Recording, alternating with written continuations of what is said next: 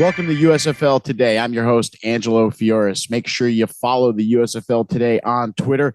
Our handle is at USFL Today, and that's where you're going to find out about all of our new shows rolling out, any kind of news and tidbits we might pick up about the league to share with you. Also, make sure you head over to YouTube and follow our YouTube channel, also at USFL Today. So subscribe to that, and that's where you'll find all of our great shows so you can watch them at your convenience.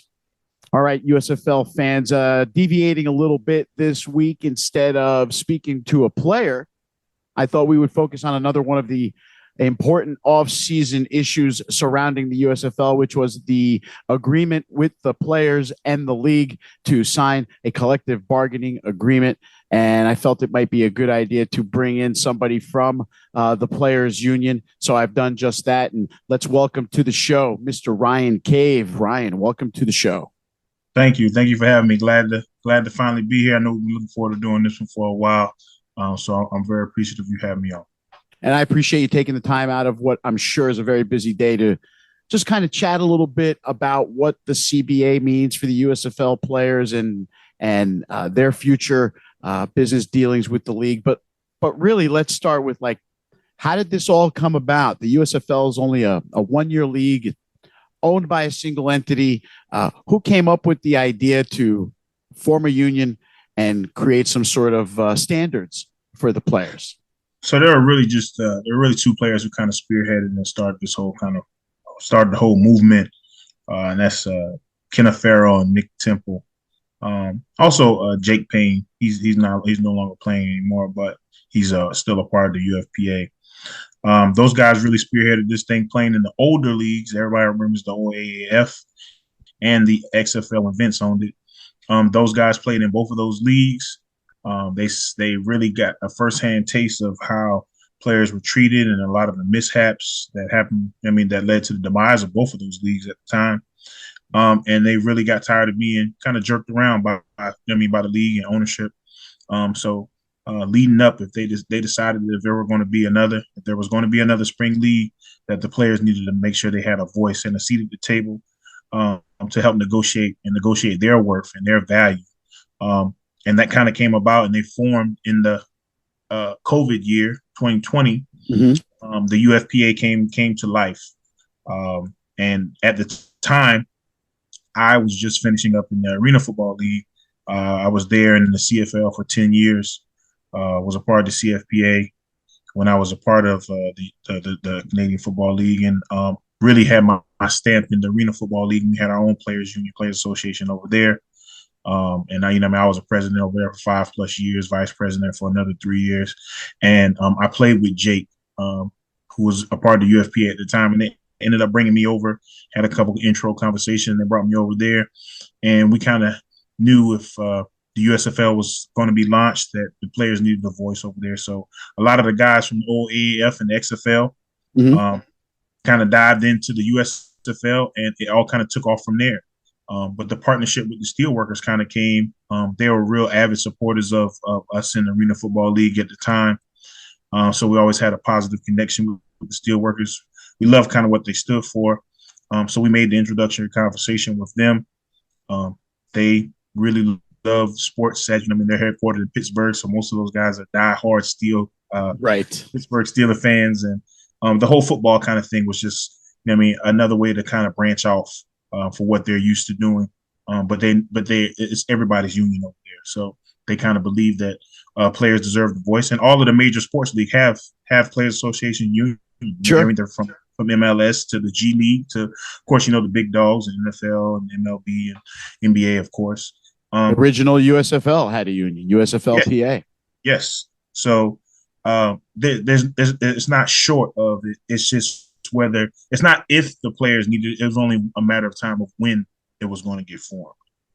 So how early into the proceedings, right? The USFL kicked off last year, training camp in March, season in April. How early into the proceedings were Kenneth and Nick already getting in people's ears about making this happen? Because I met those guys around the championship game, which was in July, and all the conversations were kind of going. So clearly it did not start in July. So no. How early into the season did this all get going, Ryan? We were a year out planning this thing. knowing that we were going to get down there and get the players organized and get them association in place. So we were down there since day one, down in Birmingham, boots on the ground, kind of getting things done. So the players wanted it, and they knew they had to take ownership of it. Because at the end of the day, a lot of people have misconceptions of it, of what a union is. It's not an organization that's just there to kind of take people and kind of just, as a lot of people say, take people's money or whatever, what might have you. Right. It is the workers. It's the union is the workers. It's the players. It's a collective group of people coming together that want better for themselves.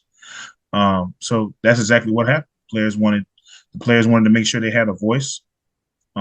So they took the necessary steps to get through that. And luckily, you know what I mean, Fox was a willing partner to sit down and have conversations, and we got it done fairly quickly. So that's one thing I will say about Fox and USFL. They wanted to make sure that there was a partnership there, and a great partnership that has been formed with the UFPA, the USW, and Fox. So the relationship is going to continue to grow. So that just took my next question, which was there resistance from the teams or from the league? But you kind of spelled it out that they were willing to have these conversations as opposed to resistant, right? I mean, so you look at it like this. Fox has, of course, they're going to take the necessary steps. I mean, because if you look at it from the other side, you would rather not probably so have a labor agreement with a, you know what I mean, if you can control the workforce yourself. But right, if you can avoid it, I guess, right? Yeah, if you can avoid it, of course you're going to avoid it. But like I said, the players took the necessary steps. Fox didn't.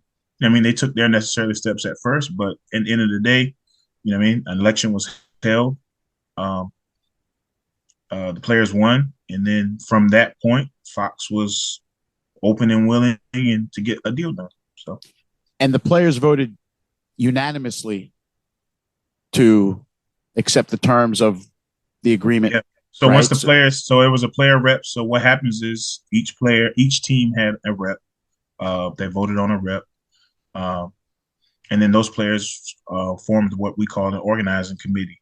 Oh, well, I'm sorry, a bargaining committee at the time. So they negotiated the contract through all of our sessions with the league. That group of players negotiated the deal. Once the deal was, you know, I mean, came to the fact of where guys were like, we can accept this. Then it goes back to the collective group of players, goes back to the whole, and then the whole voted on it. And there was zero. There were zero no's. No dissenters. Yes, everyone voted yes for it because it was a good deal. Because it is a good deal, right? I mean, people don't vote unanimously for something that's not good for them. What do you think, Ryan, out of all of the concessions that came from Fox and from the USFL, what is the biggest one that stands out that really favors the players? Guys really got so I can't really pinpoint one thing, but the guys really wanted to take on compensation. The housing was a big issue for them, and then better medical protections.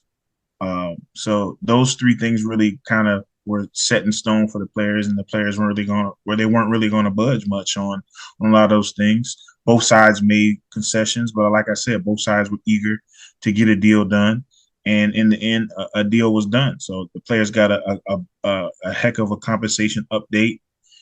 As far as they also got a big housing stipend, and the medical protections definitely increased.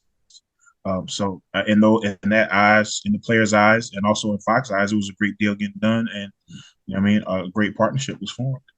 So some of the things that came out of the CBA include increased compensation, right? The players are going to make a little less than 20% more than they did a year ago, right? Active and inactive. Yeah. So the inactive players got a bigger bump from what they kind of felt, and then Fox kind of was like, hey, the inactive, we feel like the inactive players should make more, and you know what I mean, they really came to the table, and you know what I mean, we got a deal done with getting more compensation for the guys there, and then I think you were going to mention the housing. You know what I mean, there was a big housing thing with, you know what I mean, we got $1,600 a month in housing, came out to $400 a week, so guys can go and get their own housing. Now Um, that's a big improvement from last year because if I remember right, guys were only getting like partial money to cover like the hotel, and I don't even know if they were getting any money for if they went out and got their own apartment.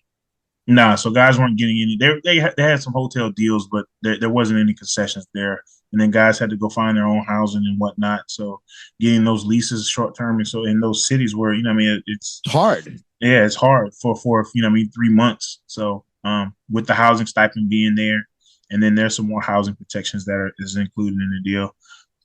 It was great. So the league the league knew that they had to do something with the housing for the guys having been there so short time. So Right, because it's a unique situation. It's not like an NFL where you're locked in for 5 years and you can move to a city and you can stay there and kind of plan your life long term. These are 3 month, 4 month bursts that guys have to find temporary situations for, and it's a lot harder to find temporary housing than it is. And we all know yeah, how hard it is to find permanent housing. Forget about right, temporary. Yeah. right. Another important component to what I saw in the CBA, which I thought was great, is that there's an educational component too to help the players continue to further their education. Talk about how that's going to work for the USFL players. So I mean, the league actually had that last year, and a lot of guys took advantage of it, and they were adamant, and the committee players were adamant about keeping that in the deal, and the league was also adamant about it. So guys who wanted to further their education, guys who might not have finished college or only maybe a credit or two of being able to finish, Right. can get those credits through, I mean, Strayer, or they can go work on their master's degrees or whatnot free of charge. So that's a huge component. Um, Huge. Huge component for guys to be able to go back and get, I mean, further their education that way. So, I mean, I don't see, I made it a point to, I mean, or we made it a point as an organization to uh, really tell players like, hey, I mean, if you have any admirations of going to get or finish schooling or, I mean, get further education, take advantage of it. It's there. Absolutely. I can recall a recent job, which offered an educational benefit, which I fully took advantage of. Why wouldn't you take free education, right? If it can help you. So Right. I think that's one of the best components out of the CBA, in addition to the housing money, is that education money, because that's, football is fleeting, as they say, but your career is for the rest of your life. Right. So, you know, talking to a lot of people when the agreement was first announced, people were saying things like, why are the steelworkers representing football players? Like, how did that happen? And how does that? Where's the synergy there? Where it even became a relationship? Right. So, I mean, we kind of approached this thing as UFPA at the time as to, I mean, who are some of the major players out there in terms of unions, or would they be interested in representing football players? And our whole answer to that was yes. Like, why wouldn't you want to represent football players? Everybody loves football, or if you don't like football, you have some understanding of the game. So, I mean, football is one of those things that can be watched year round. So it really came down to who is going to be the best partner with us. And, I mean, we decided to go with the steelworkers. I was talking with a few different people. Um, at the time, I mean, the NFLPA was doing what the NFLPA does. I mean, they have their own, they're $1 billion organization. So, Well uh, established. yeah. So, I mean, and they actually, and the crazy part is the NFLPA under their old leadership with Gene Upshaw, Yeah. rest his soul, he was the executive director of the Arena Football League Players Association at the time. So we were one. And then when Gene passed, DeMorris took over, and that's another story for another day. But Things changed. yeah, things changed rather quickly. So um, not to say anything bad about the PA, they're Mm-mm. I will say under Gene Upshaw, it was a little bit there was a clearer direction there. But hey, uh, we ended up choosing the United Steelworkers. They have been an amazing partner. They have been an amazing organization to be a part of. They have over 850, 900,000 workers across the country. They've always been about about the workers, and it continues to be that way. So now they represent football players, and the sky is only going to be the limit with the direction we're moving in. So instead of the USFL Players Union being some fledgling thing with no backing, instead it's got some power behind it because of this well-established union, which is really the backer of the union. Yes. I get it now. Yeah. So I mean, the USW is well established, and I mean a very very strong union. So the we're here to stay. Right. Well, at least it clarifies a little bit, like how do steel workers end up representing football players? Because that was like the main, like what was going. Hey, are you able to say what other types of unions you might have spoken to out of curiosity? Yeah, I mean, we spoke to United Food Commercial Workers. We spoke to the Teamsters at the time. Those were other two major players that we were kind of talking to at the time. So, in a sense, you were kind of shopping the contract around to see who would be the most shopping the player. idea. It was more so shopping the idea. Shopping the idea. Yeah, there you go. Kind of gauging everyone's interest to kind of see, like, are you interested in representing football players? Right. Or what is the chances of you guys representing football players, or a partnership, forming a partnership with us to represent football players? And when it came down to it, everybody was eager. It was just that we felt more comfortable with the USW. Where'd you play ball, Ryan? I played at Hampton University. Oh, yeah? Yeah, Hampton University. In Virginia? In Virginia. What position did you play? Offensive line. I played all 5 positions. You played all 5 positions. And did you play for 4 full years? 4 full years. Started all 4 years. Wow. And are you from that area? Did you go to high school and play high school ball in the Virginia area too? I'm a South Carolina boy. So Low Country boy. Beaufort, South Carolina. Beaufort South Carolina. Shout out to Beaufort High School. State champs this past year of 3A football. All right. Congratulations. And yes, what are Kenneth and Nick up to? Man, yeah.